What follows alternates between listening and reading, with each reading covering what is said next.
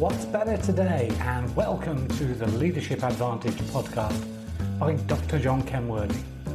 The Leadership Advantage isn't some magic pill or silver bullet to instant success as a leader, but I'm sharing the art and neuroscience of hacking expert leadership to unstuck your potential in life and work.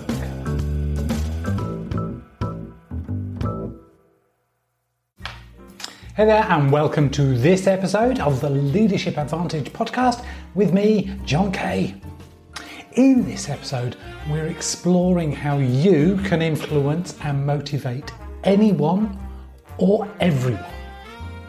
We're even going to learn some lessons from the President of the United States of America and just how he won the election. Jeff was a fabulous speaker. He just sat on a bar stool at the front of the room. He had no slides, no props, just sat and talked. And within minutes he had everybody in the room on the edge of their seats, eagerly nodding and ready to follow him wherever he went. None of us in the room had met Jeff before. In fact, none of us had a clue who he was. This quiet, unassuming man simply walked to the front and, sitting on that bar stool, began to speak and just captivated everyone. Jeff shared why some adverts worked and some just fall flat. How some adverts tapped universal appeal and others neglected to do so. The good news is that you don't need to spend millions of dollars on creating a fantastic TV advert to influence and motivate people. The great news is that you can easily tap into the 4 universal appeals. And I'll come back to those 4 universal appeals in a moment. You should remember that in the triangle of influence, that the motivation to change is the result of the evaluation of the personal benefits gained and the personal cost in the resources required to achieve a specific outcome. If you haven't listened to that podcast yet, then I urge you to do so later. You can find a link through leadershipadvantage.com/podcast and search for the Triangle of Influence, or just go to the show notes for this particular episode and you'll find it there. Whatever the outcome that you wish somebody to do is buying a new toothpaste or a new car. You might be wanting to give your time to serve in a soup kitchen or share your wisdom with a stranger. What happens is we weigh up in our minds what we get from the action that we're going to take and what it costs us. We will then be motivated to act when our perceived benefits outweigh our perceived cost. Because influence is maths. When the perceived value is greater than the perceived cost, we are motivated to act on the change. If you know what I am likely to perceive as beneficial and what I perceive as costly, then you should find it easier to influence me. And when we are influencing someone that we know well, we can influence them far more easily. For example, if I want to go to a particular holiday destination with my wife and she wants to go elsewhere, I might emphasise all the aspects of the type of holiday she desires, honestly, regarding my preferred destination. I might lay on some evidence to add credence to my interpretation, such as photos, TripAdvisor recommendations, and so on. If I want to buy a particular car model or motorbike and she would prefer another, I might focus on specific qualities of my chosen car that I know will appeal to her. It's important. It's not manipulation, it's just a conversation. It's something we all do every day. We will sway or steer others towards our preference. We are in the position of influence every time someone allows us to communicate with them. Most of the time, we are unconsciously influencing entirely based on our personal biases. But that's selfish, John. Yes, you're right, I am. So are you. So is the person beside you. I am and you are. Even when someone is apparently altruistic, the reality is that they get something valuable personally from being so. But what happens if you don't know the other person well? How do you influence them then?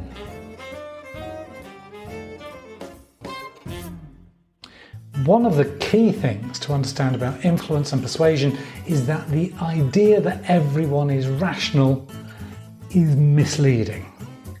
Okay, it's totally misleading. Because motivation, that is the desire to act on change in thinking and behaviour, is not just maths. It's chemistry. Now, you wish you'd paid more attention in science class, don't you? It's okay. I recorded an earlier podcast on hacking motivation, and in it I share all about the chemistry of motivation and how you can hack it to be happier. Let's look at the chemistry of motivation. Chemistry involves three major chemicals: dopamine, norepinephrine and serotonin. And in the show notes I share how each of these on their own develop certain feelings or responses and what happens in the combination. So for example, when we have dopamine and serotonin, we look at the way that gives us appetite for something. Dopamine and norepinephrine, or adrenaline as you probably know it, causes attention to be given. So what we're looking at is dopamine is a happy chemical. Motivation, which is the fruit of influence, is created in large part by this neurochemical dopamine. It's known as the happy chemical. Dopamine is the chemical you have flowing in your brain and bloodstream when you feel motivated. In part, there is a rational conscious process, essentially the maths I outlined earlier, but preceding the maths, before the rational conscious thinking, the chemistry is already underway. Some refer to this as the lizard response before the conscious or human response, but I find it better to use Daniel Kahneman's view of fast thinking and slow thinking. And if you haven't read the book about thinking fast and thinking slow, you really ought to. Your emotional or the chemical response is fast, it's quick, it's your system one. Your rational, conscious and deliberate processing is slow and requires much more energy on your part. So the emotional response has already been processed momentarily before the conscious thinking kicks in, i.e., you are already emotionally motivated before you can be rationally motivated.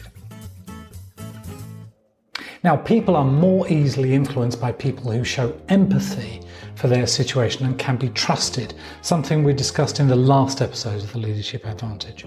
But more than that, people will do anything for those who encourage their dreams, allay their fears, justify their failings, or help them throw rocks at their enemies.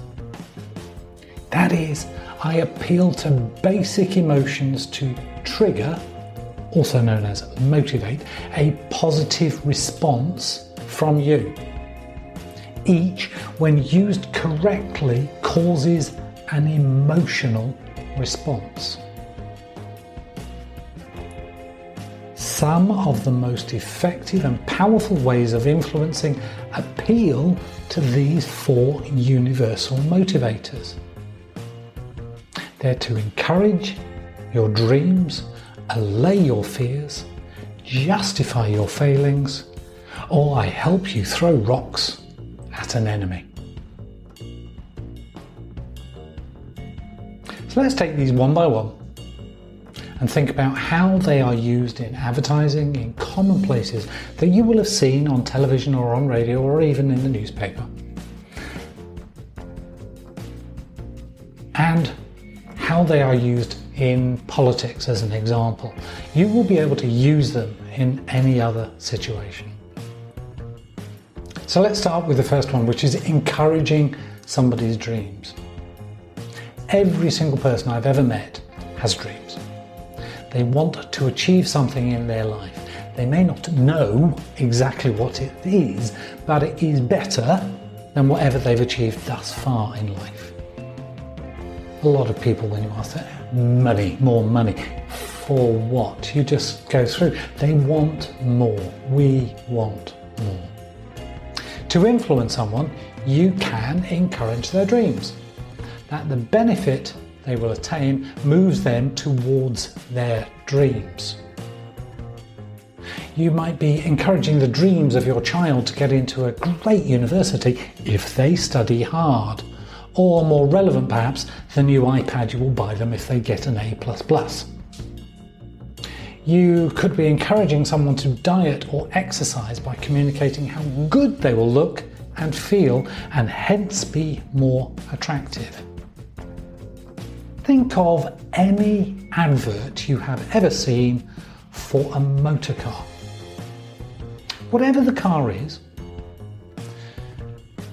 it will be driving through usually an urban landscape.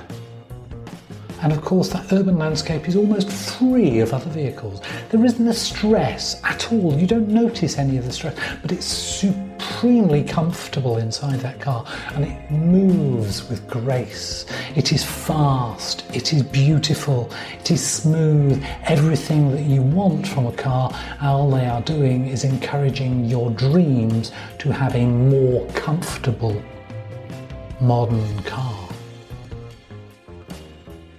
Of course, Donald Trump, in his presidential election through 2016 into 2017, was talking about making America great again. It's encouraging the dreams of people. He was appealing to the white middle class to make America great again, going back to the good old days. Reagan did similarly. All leading politicians, when they are bidding to become your president, your prime minister, will make promises that appeal to the dreams of the voters.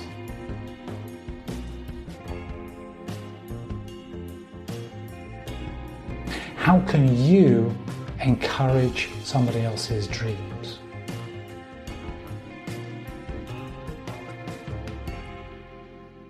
And what's the second one? The second one is allaying their fears. So you may be encouraging their dreams, or let's allay their fears. Everyone has fears. Most people will admit that they fear failure to some extent. Many people fear death. Does anybody like to be rejected? Actually enjoy it? Some are afraid of flying, and according to studies, more people fear public speaking than anything else. To influence someone to act, you could allay their fears. That their benefit will be greater confidence, for example, competence, or simply the courage to act at all. You might also reduce the cost burden by allaying someone's fears of undertaking the action you are proposing. It's not as difficult as you may think, as you may suspect. It's actually quite easy. Here you are, just 3 steps to success. Here is my magic formula. Nobody can fail. To allay the fears that someone buys something they don't need, you can guarantee their satisfaction, or set up a payment plan to spread the cost over time.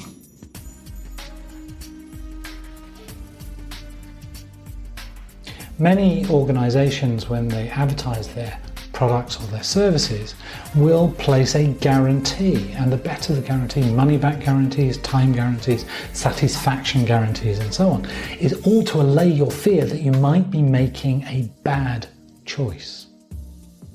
Or they'll use social proof of other users who sing the praises of how wonderful this product is and how it solved everything. In other words, you're using the proof that other people have found this to be trustworthy. Allaying people's fears is very often about the cost, but it could be about taking the action at all. Everybody can get into university, no child left behind. All of these types of ideas where people are saying it's really possible for you too. Anybody can do it. And again, this is going back to Donald Trump, and the whole idea of making America great again is all of this thing about the American dream, that anybody can make it.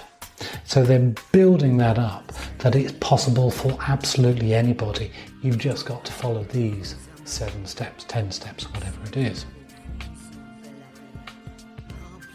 How can you allay people's fears about what you're asking them to do? Thirdly, you can justify their failings. We've all failed in our lives.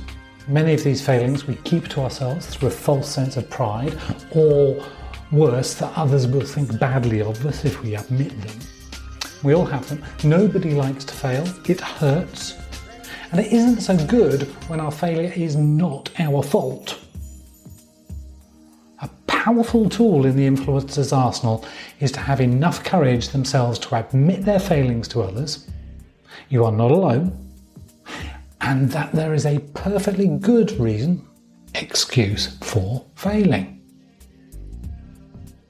One of the biggest issues my clients tell me they have is lack of time. That there are simply so many more pressing things to do, and this is true, so it's not their fault. It's a modern society. It's their boss's fault for organising meetings. It's people who are imposing on their time. It's a modern society. So it's no surprise that you haven't found the time to do this. But just think of the benefits you would get if you took just 5 minutes each day. Now, you're already being swept up in the argument and nodding away, aren't you? Of course, you can easily find a common enemy, and this has been one of the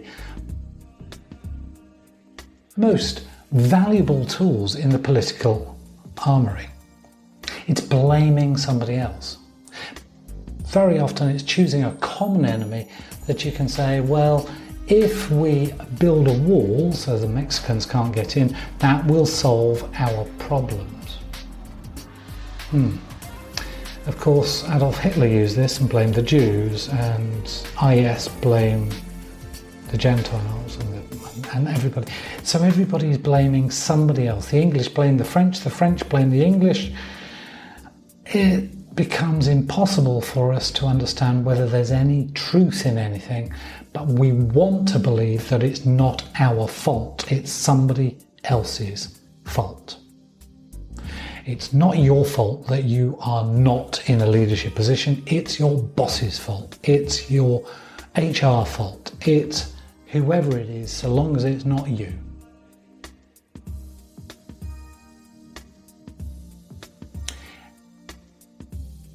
In advertising, we find common enemies all over the place. Watch any toothpaste advert. The enemy is plaque or dirty teeth or bad breath. Petroleum adverts, it's dirty engines, it's ruined environment.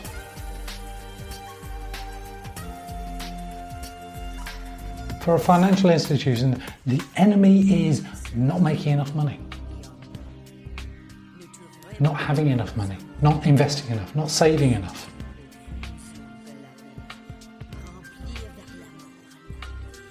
The enemy could be the economy.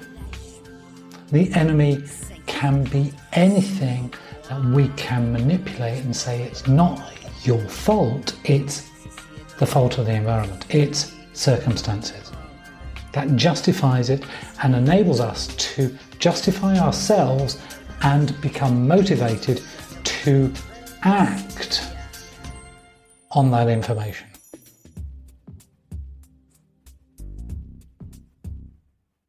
And this is really all about number 4. This is helping people throw rocks at their enemy.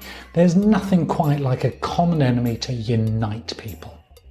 And that enemy doesn't have to be other people. An enemy could be as simple as dirty hair, greasy hair, unmanageable hair. Watch any shampoo advert. The enemy could be your weight. But of course that's not your fault that you're overweight, it's your diet. And you can probably blame your parents for your bad diet.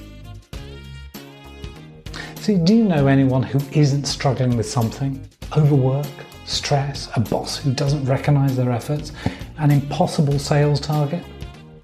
Whatever their enemy, the chances are pretty high that you have had that enemy in the past too. Concur, agree, and help them throw rocks at it. Have you ever attended a meeting and wondered why you were there? And what was the point of a meeting at all? Of course you have. You're probably going to one today. Who's the enemy? Well, meetings are the enemy. Or are they? The common boss who hosts the meetings, or the lack of structure to the meetings, whatever is the common enemy. Why is it important to understand these 4 universal appeals? Well, you are being influenced every day. If you watch television at all, you'll be bombarded with messages designed to influence you. Some of them have a lasting effect, others less so. And you influence other people every day as well. Some people you will influence just by being alive. They could be emulating you. If you have kids, they are emulating you. If you're in a bad mood, they'll know it and change their behaviour accordingly. I remember when my dad came home from his London office many years ago.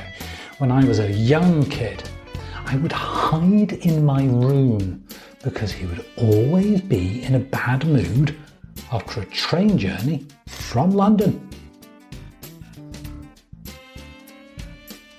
You influence some people deliberately, and for those times when you are successful, the chances are extremely high that you appeal to one or more of these 4 universal appeals. You encouraged their dreams, you allayed their fears, you helped them justify their failings, and or you helped them throw rocks at an enemy of theirs. But there's something very, very critical here that I don't want you to miss. You might have got it already, which is terrific, but maybe you've missed it, which is okay because most people do miss this. It's their, T-H-E-I-R, their dreams, their fears, their failings, their enemy. It's not about your wants, your dreams, your concerns, your desires. It's all about the other person.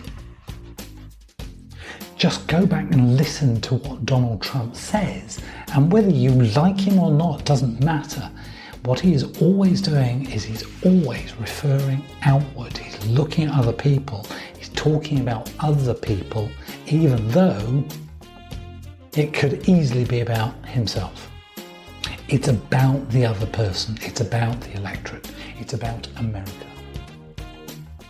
See, influence is about motivating the other person to change for their benefit ultimately.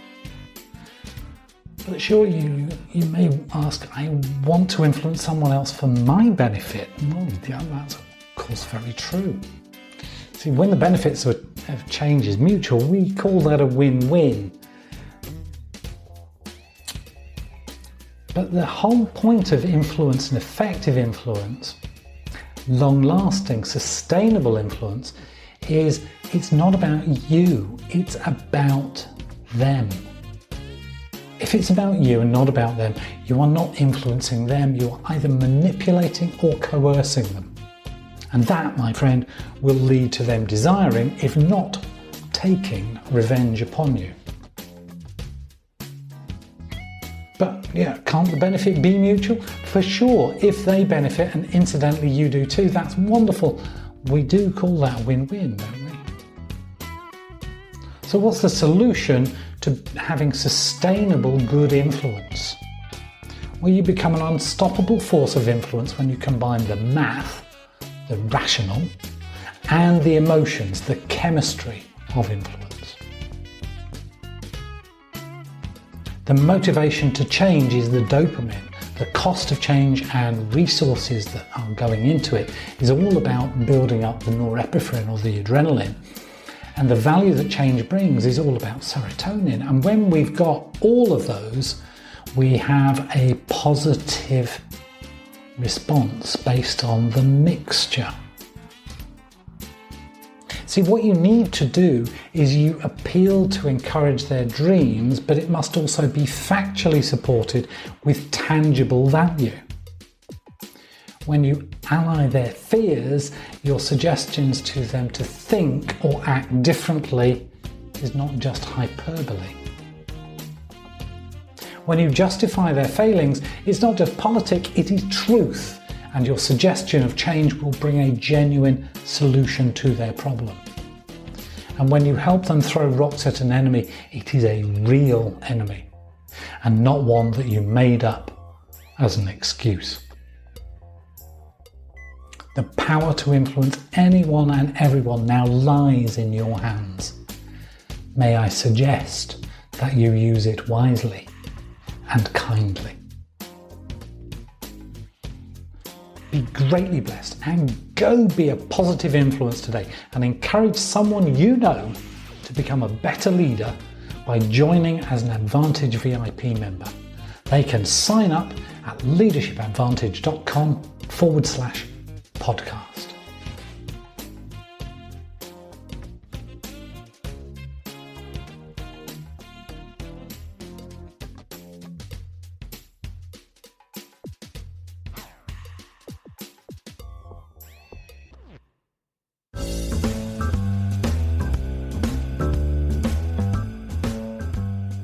I hope that you really enjoyed this episode and will share some highlights with the people you care about most. My team and I are working on a series of exciting new projects in this art and neuroscience of hacking expert leadership to unstuck your true potential in life and work. To learn more, visit leadershipadvantage.com or just search for Dr. John Kenworthy and connect with me.